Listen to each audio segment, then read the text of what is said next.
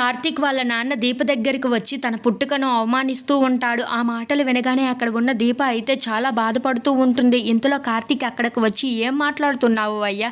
నువ్వు ఇలా మాట్లాడడానికి నీకు సిగ్గుగా అనిపించటం లేదు. అయినా నువ్వు ఏం చేశావు? నువ్వు అక్రమ సంబంధం పెట్టుకొని వేరే ఒక ఆవిడతో ఒక అమ్మాయిని కన్నావు కదా, దాన్నేమంటారు?" అని చెప్పేసి అయితే అంటూ ఉంటాడు. ఆ మాటలు వినగానే అక్కడ ఉన్న కార్తీక్ వాళ్ళ నాన్న అయితే చాలా బాధపడుతూ ఉంటాడు. అలా కార్తీక్ అన్న మాటలకు అయితే ఏమీ మాట్లాడకుండా మౌనంగా చూస్తూ ఉండిపోతాడు.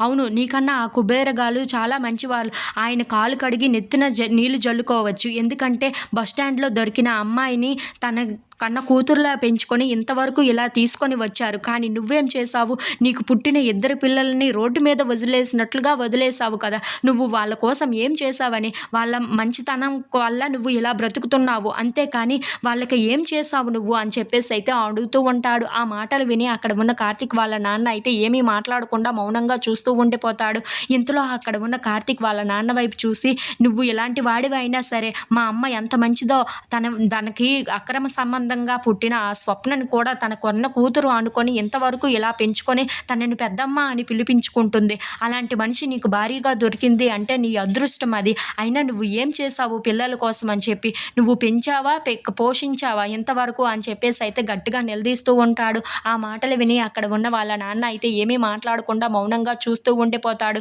ఇంతలో అక్కడ ఉన్న కార్తీక్ మాత్రం చాలా కోపం వచ్చేసి, "నువ్వు ఇలాంటి మాటలు అనడానికి కూడా నీకు హక్కు లేదు.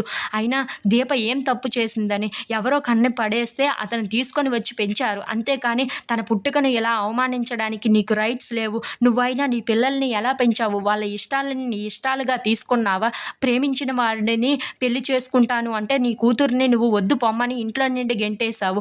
తను కూడా నిన్ను ఇప్పుడు ఒక తండ్రిగా చూస్తుందా ఏంటా?" అని చెప్పేసి అయితే అంటూ ఉంటాడు. "నేను కూడా ఒక అమ్మాయిని ప్రేమిస్తూ పెళ్లి చేసుకుంటే నువ్వు నన్ను అవమానించి నన్ను కూడా ఎంతో హేళన చేశావు. అయినా నేను ఊరుకున్నాను. ఎందుకు? నువ్వు ఒక తండ్రివి స్థానంలో ఉన్నావు అని. అంతేకాని నిన్ను ఏదో నెత్తిన పెట్టుకొని మేము ఆడిస్తున్నాము అని నువ్వు మా మీదకు వచ్చి ఇలా మాట్లాడుతూ ఉంటే మేము ఊరుకుంటాం అనుకుంటున్నావా?" అని చెప్పేసి అయితే గట్టిగా అడుగుతూ ఉంటాడు.